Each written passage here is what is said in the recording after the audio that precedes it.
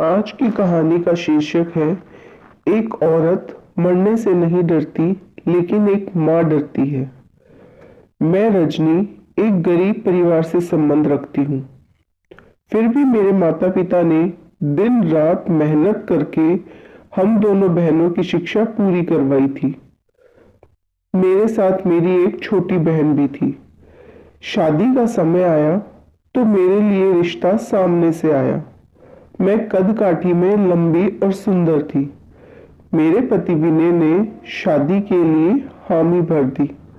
बहुत खुश थी मैं, लेकिन जैसे ही शादी करके ससुराल आई तो विनय मुझसे कटे कटे रहने लगे, मुझसे दूर दूर रहने लगे।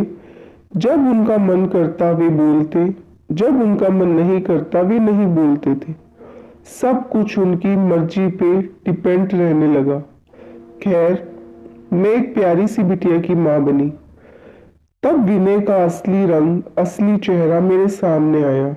दरअसल परिवार के दबाव में आकर उन्होंने मुझसे शादी की थी।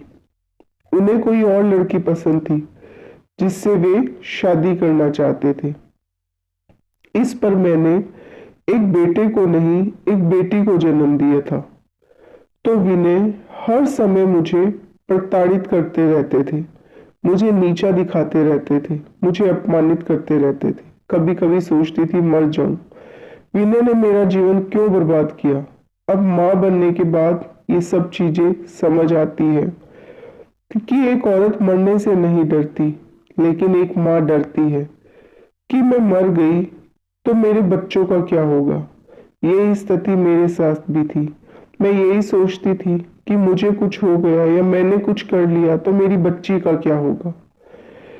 इतनी प्रताड़ना विनय द्वारा जो मुझे दी जा रही थी, मैं नहीं सहन कर पा रही थी। विनय दिन पर दिन उग्र होते जा रहे थे। बच्ची से बात करना तो दूर, उसे देखते भी नहीं थे। उसके साथ सौतेला व्यवहार करने लगे थे।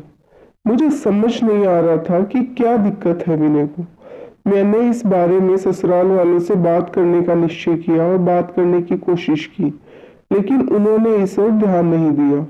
मुझसे ही कहा कि विनय पुरुष है, वो सब कुछ कर सकता है, लेकिन मैं एक महिला हूँ, मुझे ही सब कुछ सहन करना होगा, मुझे ये चीजें बर्दाश्त करनी होगी। अपना रिश्ता बचाने के लिए मैं जो कुछ भी कर सकती थी मैंने वो सब कुछ किया। अब फैसला मुझे ही करना था। अंततः विनय से अलग होकर अपनी बच्ची की परवरिश मैंने खुद करने का फैसला किया।